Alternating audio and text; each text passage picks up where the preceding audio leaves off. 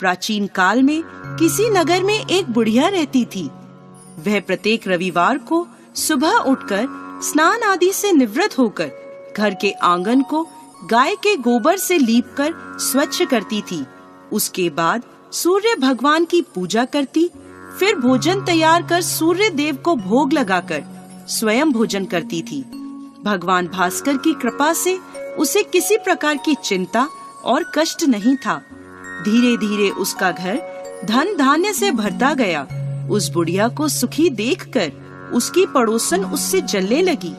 बुढ़िया के पास कोई गाय नहीं थी, अतः रविवार को घर लीपने के लिए वह पड़ोसन के आंगन में बंधी गाय का गोबर लाती थी।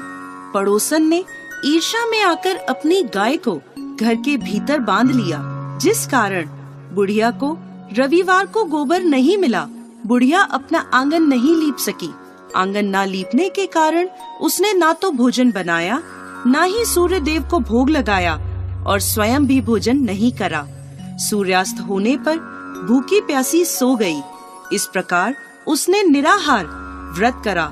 रात्रि में सूर्य भगवान ने उसे स्वप्न में दर्शन दिए और उन्होंने भोग न लगाने का कारण पूछा, तो बुढ़िया ने बहुत ही करुण स्वर में पड़ोसन द्वारा घर में गाय बांधने और गोबर न मिल पाने की बात कही।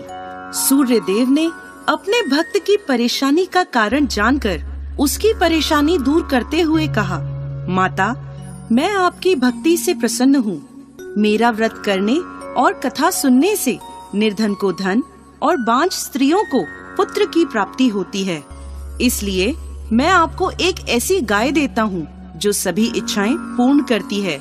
स्वप्न में बुढ़िया को ऐसा वरदान देकर भगवान सूर्य अंतर्ध्यान हो गए।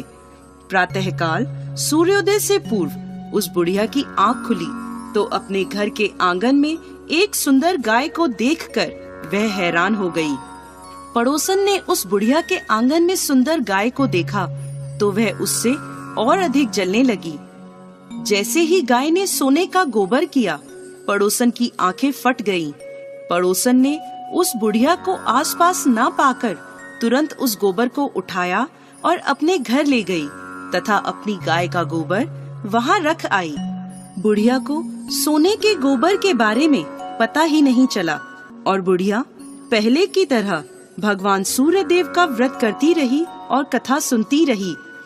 पड़ोसन की चालाकी देखकर एक दिन सूर्य भगवान ने तेज आंधी चलाई, जिसके कारण बुढ़िया ने गाय को घर के भीतर बांध लिया। सुबह उठकर बुढ़िया ने गाय का गोबर देखा तो उसे बहुत आश्चर्य हुआ। उस दिन के बाद बुढ़िया गाय को घर के भीतर बांधने लगी। सोने के गोबर से बुढ़िया कुछ ही दिनों में धनवान हो गई।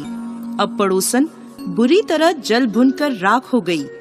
जब उसे सोने का गोबर पाने का कोई उपाय नहीं सूझा तो वह राजा के दरबार में पहुंची और राजा को सारी बात बताई।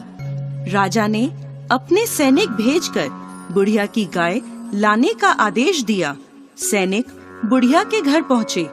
उस समय बुढ़िया सूर्य भगवान को भोग लगाकर स्वयं भोजन ग्रहण करने वाली थी।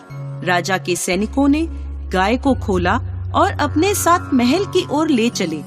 बुढ़िया ने सैनिकों से गाय न ले जाने की प्रार्थना की। बहुत रोई चिल्लाई, लेकिन राजा के सैनिक नहीं माने। गाय के चले जाने से बुढ़िया को बहुत दुख हुआ। उस दिन उसने कुछ नहीं खाया और सूर्य भगवान से गाय को पुनः प्राप्त करने की प्रार्थना करने लगी। दूसरी ओर राजा गाय को देखकर बहुत खुश हुआ और सैनिकों से बोला, इस सोने का गोबर करने वाली गाय को गौशाला की जगह मेरे कक्ष में बांधा जाए। सुबह जैसे ही राजा उठा, सारा महल गोबर और बदबू से भरा देखकर राजा घबरा गया। उसने सैनिकों से गंदगी साफ करने को कहा, परंतु गोबर साफ ही नहीं हो रहा था। जितना साफ करते वह उतना ही फैल जाता। यह देखकर राजा क्रोधित हुआ और उसने पड़ोसन को राजमहल में बुलवाया और उसे दंडित किया।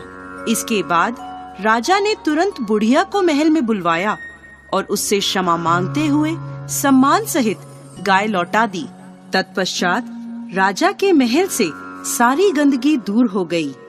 तब बुढ़िया ने राजा को रविवार के व्रत की और भगवान भास्कर द्वारा गाय दी जाने की सारी बात बताई।